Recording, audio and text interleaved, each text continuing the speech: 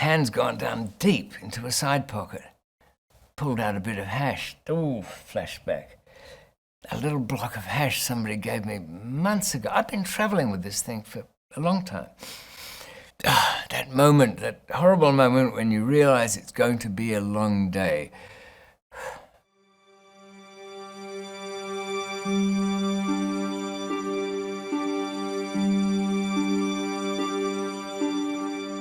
Sometimes in smuggling there are some days, some small task that you think is just a routine bit of business that has to be taken care of and turns into a very long day. I found myself many years ago, and this was at a time when I was traveling with my then wife, Clelia, a girl of Italian extraction who sadly died just a few years later. But it demonstrated what presence of mind she might have. We were in London, and we had friends in Fulham, and I had the illicit goods in a suitcase. Fine, all was ready to go. But there was one bit of housekeeping that I hadn't done. I was travelling under an Australian passport which had Bangkok stamps in it. But I had a slight problem.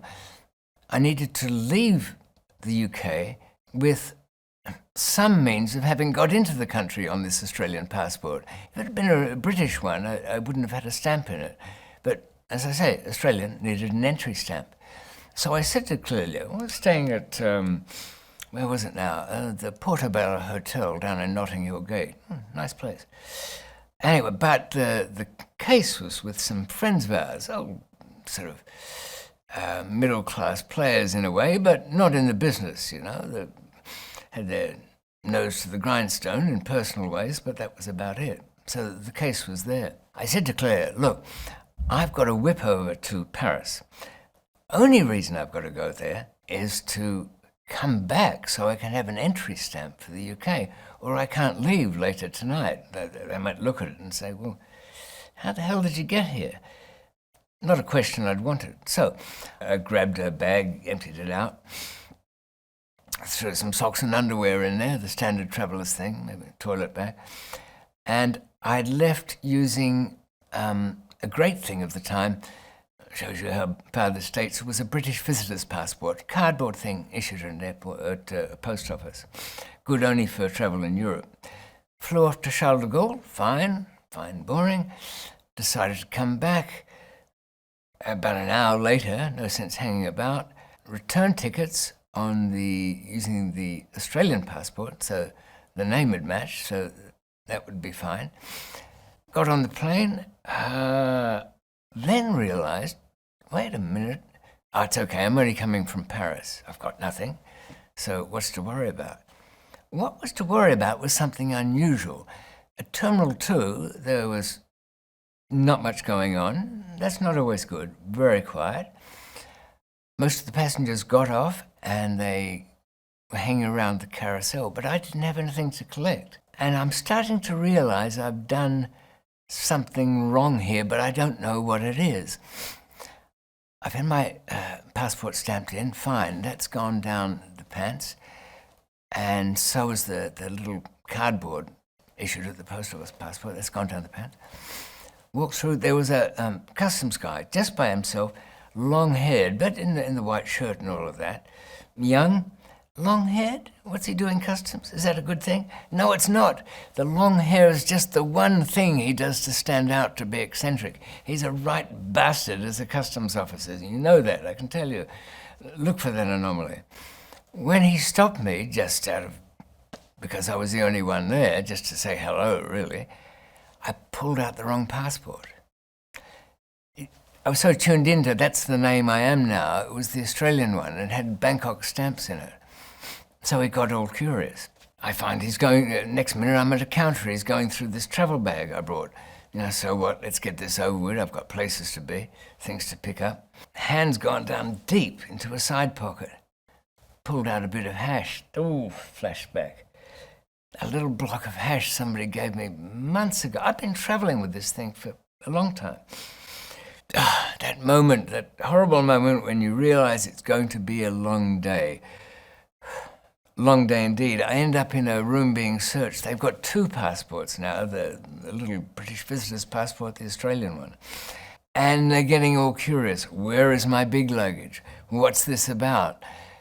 They start to check. What I didn't know was that Clelia had rung through to confirm our bookings to leave that night and left a telephone number, not of the hotel, but of the place with friends where she was staying.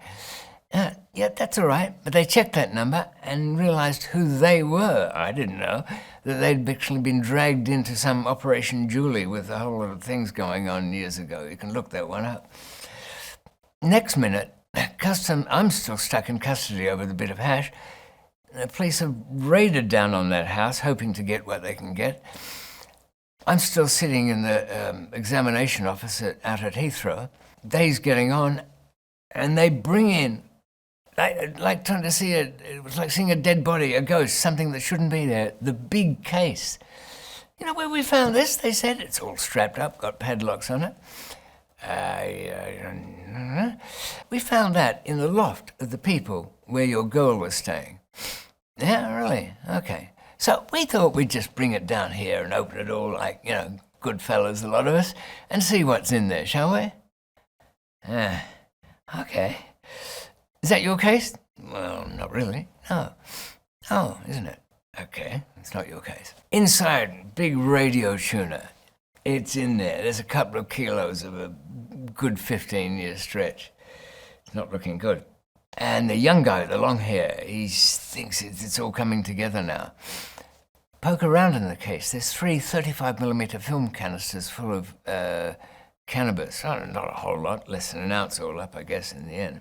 They all agree this is what this is about. That's why it's up in the loft. That's why it's hidden like that. So, you still say this is not your case. We've got you on 2 passports. We've got you on a bit of hash, and this is not yours? But here's the point to this whole story. It was looking grim. The big stash was about to come under attack. I had to make a move. I said, look, that was my bit of weed in the canister. I'll sign myself up to that, plus the bit of hash and whatever you want to say about the passports. Go ahead and say it. I'll accept something or other.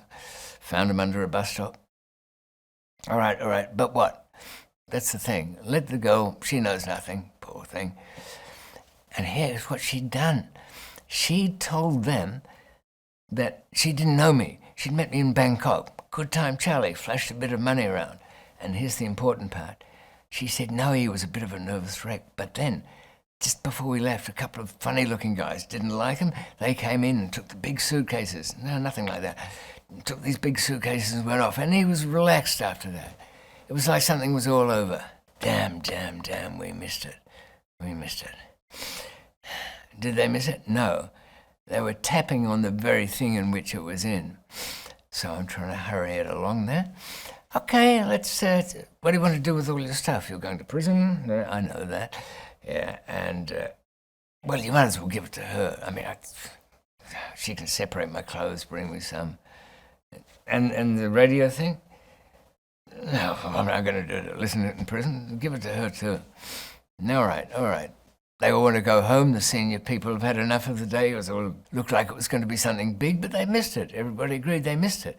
Longhair was not too damn happy about that. Something's not right. He looked at me and just didn't like it. Why go to the trouble of strapping this thing up all the way through? So, off I go to jail. Clearly gets the bag. I think, well, here I am in, where was it? Brixton Prison. Horrible romantic, thousands of people, visits like barnyard riots. I get a visit the next day, as was easily done in those days. You could even have some beer every day dropped off, and your meals. So, all's well, I said to Clelia. Yeah, I'm not under arrest. Why, you've still got the big radio tuner, the thing, haven't you? Nah, not quite. When I got back, to our friends, your friend, he panicked, and we opened it up and had a bit of a party, of course, but then he got really paranoid and decided, no, it's got to go, they're going to be coming back. He went and threw it out. Out? What's out? Out the window? No, it took it down the street and threw it in the rubbish. Ah. So you lost it all. You're okay, which is good. But here's my point. Aren't you proud, as I was, of little Clelia there, having the presence of mind to say to these police, knowing that I'm somewhere else, can't be seen, but not likely to be giving them any story that matches any truth known to man, that she's got free rein to tell her own fantasy of what happened in Bangkok, that the big guys came and they took the suitcase away, and I was suddenly relaxed after that. And I give that a tribute to my late wife, Clelia, her presence of mind, and thinking the way they think, that everything is bigger, but it's too late. So enjoy that thought in praise of women. Who are you going to trust in a foreign prison? Other foreigners like yourself? Well, how did you come to be there? Put that aside for a minute. How did they come to be there? People think of bad prisons as these places with noisy cells and ugly-looking customers